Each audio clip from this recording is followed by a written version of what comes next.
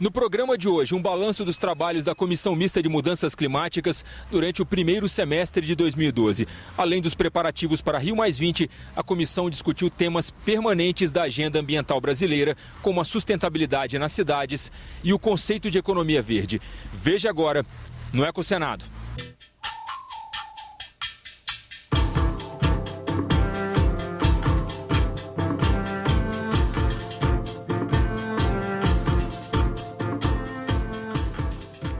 No primeiro semestre de 2012, a Comissão Mista de Mudanças Climáticas se antecipou aos temas da Rio+20 e fez um esforço político no sentido de incluir as questões do clima como pauta específica da Conferência da ONU. O clima não está incluído na Rio+20, não ostensivamente, não objetivamente. Ele está envolto na economia verde, mas ele não está.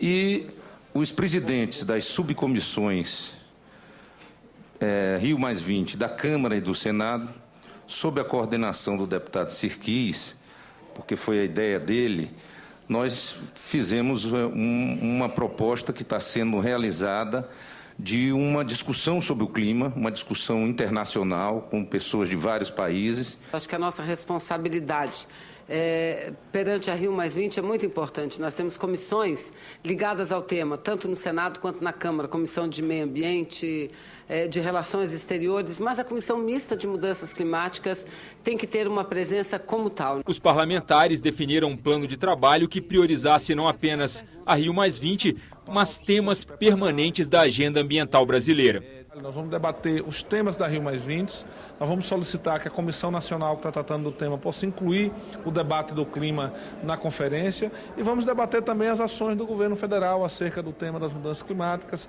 a necessidade de diminuir o desmatamento como forma de combater as mudanças climáticas, de diminuir a emissão de gases de efeito estufa. Nós temos um objetivo muito bem elaborado e uma meta para chegarmos ao final desse ano, esse que é o ano da Rio+20, com um relatório que sirva para o Congresso Nacional, que sirva para a sociedade brasileira como uma proposição, uma ideia geral de como é o tratamento das mudanças climáticas e demais fatos atinentes às mudanças climáticas. Um dos principais debates no primeiro semestre da Comissão Mista de Mudanças Climáticas foi sobre as cidades sustentáveis. Hoje, segundo dados da ONU, metade da população do mundo vive em núcleos urbanos. As cidades consomem 75% da energia produzida e geram 70% dos resíduos em escala planetária. Mas concentram tudo isso em menos de 1% da área do planeta Terra. Isso significa uma extraordinária concentração de impactos ambientais, de desequilíbrios sociais e de atividade econômica num território muito pequeno. Aqui a gente tem essas cidades com mais de 1 milhão de habitantes e nessa gradação do amarelo até o vermelho, a gente tem os graus de riscos aos vários tipos de desastres naturais provocados pelas mudanças climáticas. Quanto mais vermelho, maior o risco de ciclone, inundação, deslizamento, seca e tudo mais.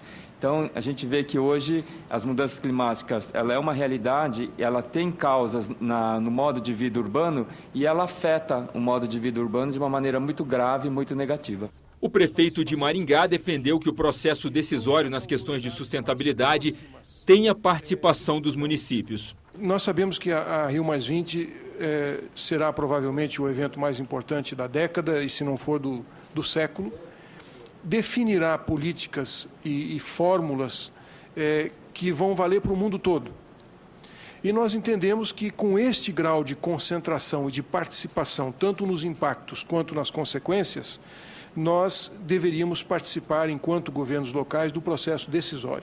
Outra preocupação dos participantes no encontro sobre cidades sustentáveis foi o processo de verticalização e a ocupação territorial nos centros urbanos. O cidadão urbano hoje está precisando ser acarinhado pelos ambientalistas. Mas por mais que eu caminhe no Brasil, não existe sombra, não existe preocupação com o meio ambiente, você não tem nenhuma preocupação em fazer que as condições intramuros, que são aquelas que a cidadania usufrui, sejam qualificadas. Esse padrão ele vai adensando com essa verticalização, só que não há preocupação em estabelecer uma qualidade do espaço público, arborização urbana, gera-se ilhas de calor, né? Gera-se concentração de oportunidades nessa área, gera-se concentração de empregos. A política de sustentabilidade tem que aterrissar na cidade. E aterrissar na cidade implica em duas coisas. Primeira visão que o Cazu nos deu, que é toda cidade tem um impacto territorial, é o que eu chamo de impacto extramuros. Fora dos muros, toda ação, a cidade é um grande processo e ela impacta na região. Não é só em transporte, é em tudo. Saneamento, o que você quiser, o que você faz na cidade tem um efeito na região ou fora. Representantes do governo expuseram na comissão qual o papel das cidades na Política Nacional de Mudanças Climáticas. O Plano Nacional sobre Mudança do Clima e o plano, ele é fundamentalmente integrado por dois tipos de ação. São os planos de ação para a prevenção e controle do desmatamento nos principais biomas brasileiros. Eu vou comentar um pouquinho do que já está sendo feito. E os planos setoriais de mitigação e de adaptação às mudanças do clima. E é nesse aspecto dos planos setoriais que a gente vai mais especificamente, a colega do Ministério das Cidades vai mais especificamente tratar do tema específico dessa nossa conversa de hoje sobre cidades.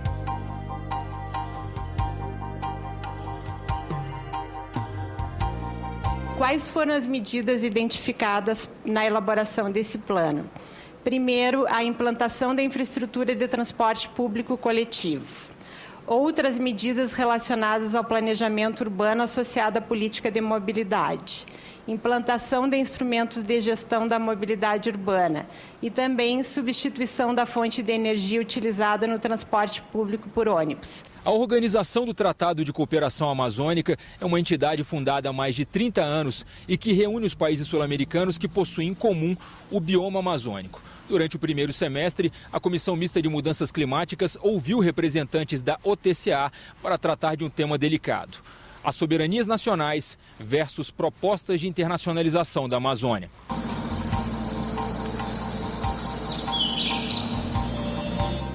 No início dos anos 2000, 2001, 2002, por diversas vezes sofreu, e nossos governos, os governos dos países amazônicos, sofreram diversas e duras críticas dos países desenvolvidos com relação, e isso era textual, de que nossos países não tinham competência, não tinham condições de proteger a Amazônia e daí ser necessário internacionalizar a região amazônica. E eu acho que essa foi a primeira vez que houve uma reação conjunta, coordenada dos países amazônicos ao condenar esse tipo de crítica, esse tipo de declaração.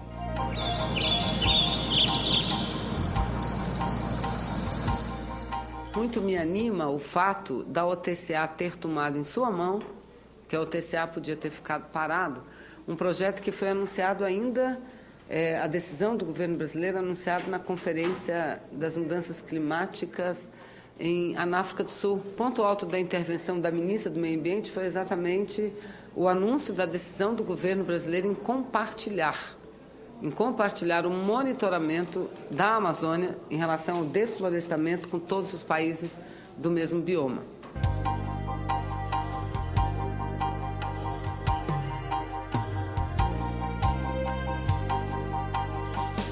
Paira sobre a Amazônia a ameaça do processo de mudanças climáticas já em curso nos dias de hoje. Então, a Amazônia, de um lado, ela sofre a ameaça do processo de devastação por baixo e, por outro lado, sofre as consequências das mudanças climáticas já acontecidas. Nós tivemos, em 2005 e 2010, 2 secas sem precedentes e estamos tendo, esse ano, enchentes também sem precedentes na região amazônica, que tem, evidentemente, uma ligação com mudanças climáticas em função do aquecimento já registrado O embaixador da Colômbia no Brasil citou uma pesquisa divulgada no ano passado em uma revista de circulação nacional sobre a opinião em diversos países em relação à internacionalização da Amazônia. E entre várias perguntas, havia uma pergunta que dizia: ¿usted cree que a Amazônia deben manejar los países amazónicos o debe ser internacionalizada? Y esta encuesta se hizo en Estados Unidos, en Canadá, en varios países de Europa, en Japón y en Australia. Y los resultados son preocupantes. Entre el 60% en el país que menos apoyaba la internacionalización y el 80%, las opiniones públicas de todos esos países decían que la Amazonía debe ser internacionalizada y que no puede ser manejada por los países que forman parte de ella.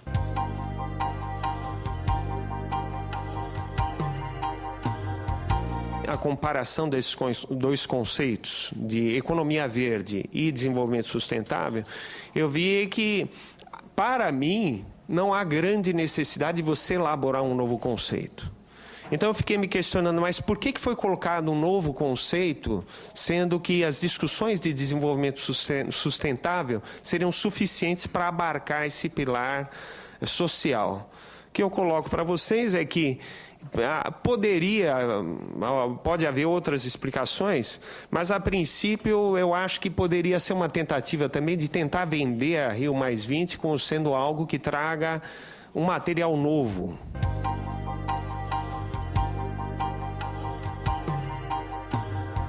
Pela estrutura atual do sistema internacional, a conferência Rio+20 não pode ser bem sucedida. Tá? Obviamente que haverá uma tentativa dos governos todos de dizer que foi bem sucedida, porque isso é uma indústria de imagem, digamos, obviamente.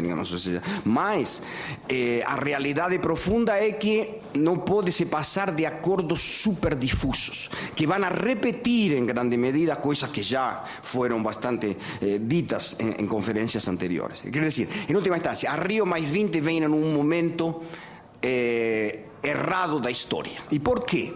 Porque dessas três grandes potências, só uma promove um avanço da governança global, que é a União Europeia, que não por acaso também é a que mais se orienta, mesmo que limitadamente, porque está muito dividida entre norte e sul da Europa, para uma economia mais verde, por assim dizer. Tá? Estados Unidos e China são grandes potências conservadoras. Nós ficamos por aqui. Entre em contato pelo telefone 0800 61 22 11 ou pelo endereço www.senado.gov.br/TV. E até a nossa próxima edição.